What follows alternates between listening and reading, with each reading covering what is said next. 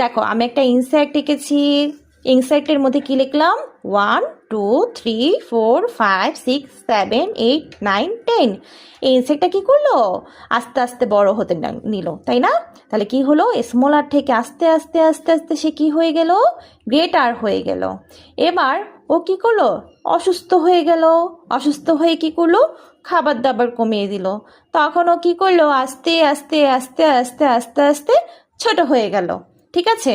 তো এখন আমরা দেখতেছি যে এখানের মধ্যে স্মলার টু গ্রেটার লিখলে আমরা কিভাবে লিখবো? 1 থেকে 10 পর্যন্ত লিখে দিব।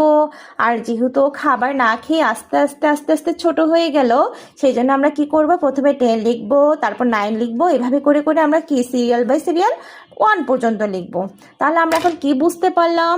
স্মলার টু গ্রেটার ও গ্রেটার টু স্মলার থেকে জিনিসগুলো আস্তে আস্তে বড় হওয়াকে কি বলা হয়? স্মলার